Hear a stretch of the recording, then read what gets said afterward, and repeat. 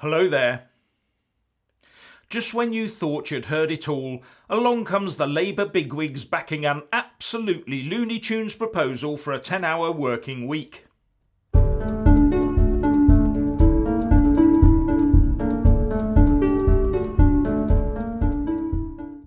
Doesn't it all sound so attractive? No one will work more than 10 hours a week, and we can save the environment from the climate emergency and have a much better work-life balance in the process. The numbers in the report by Philip Frey for autonomy all crunch out right in the spreadsheets, and the formulas all add up.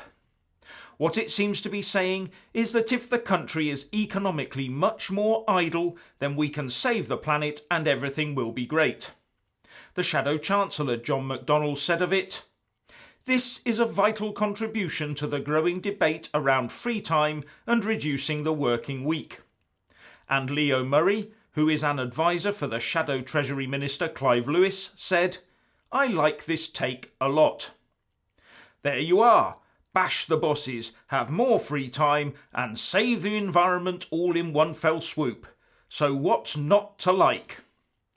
Well, the first one is that it would also mean a reduction of about 75% in wages. And as the Conservative Party chairman, MP Brandon Lewis, said, "The reality is this policy would slash people's earnings and hammer the economy." But I would go much further. Adopting such a policy would require a massive increase in the state, and I mean massive, with an equally massive increase in taxes taken out of those vastly reduced salaries to pay for it. And it would, in my estimation, actually force the average person to work far harder and for far longer as a result. Why do I say that? Well, let's think this one through just a little bit, and I'm only scratching the surface here. Now, the latest stats from the ONS show that the average working week for a full-time worker in February this year was 37.5 hours. So the advocates of this idea want to reduce that by about 73%. And I've produced this rather exciting graph to show you how much the UK working week in hours has changed since April 1992, through all the technical innovations, time-saving devices, and the introduction of industrial-scale computing into the workplace, etc. Anyway, let's get down to the basics. I'll start off by asking, how much will the average child learn in a school that's only open 10 hours a week? Ah, you'll say, that would have to be different.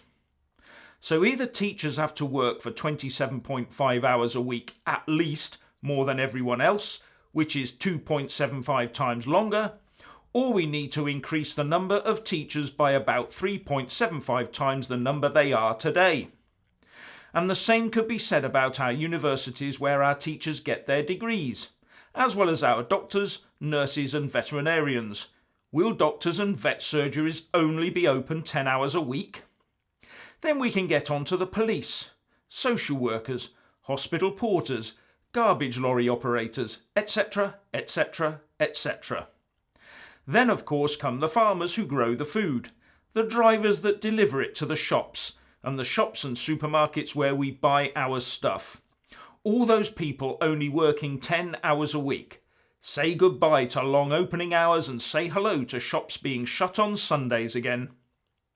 And that's if we can actually afford to buy anything, if our wages are stripped by 75%. How about the people that work in our power stations, waterworks and road maintenance? We already have record employment numbers, and the only place to get more people to fill that 27.5-hour gap would either be to employ youngsters and vastly increase the pension age, very Victorian, or import even more people into the country. And how will this 10-hour working week be enforced? Back to the clocking in and out maybe? And how about the self-employed? And because we've got no money, all that extra leisure time will be spent only being able to do the very low or zero cost activities, like sitting in parks that are only maintained for 10 hours a week and borrowing books from libraries that are only open 10 hours a week, or illegally moonlighting. But some would say that surely automation could help raise productivity here. But automation takes power.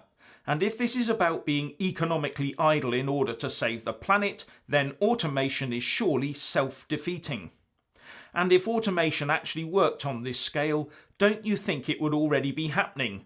We can't even have auto checkouts at supermarkets without someone hovering about to make sure it all works, and they sometimes get swamped as machines break down and barcodes don't work.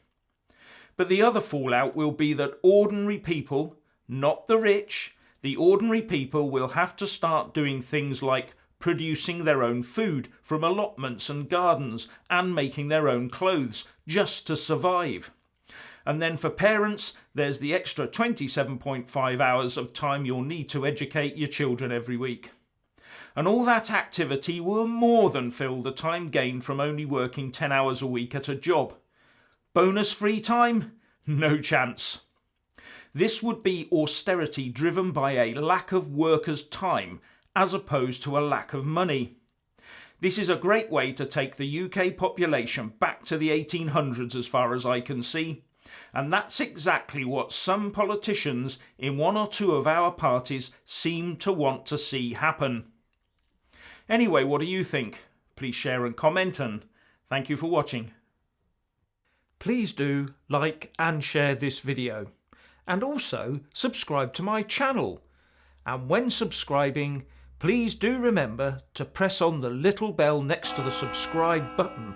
That way you'll get an alert every single time I put up a new video. Thank you very much for watching.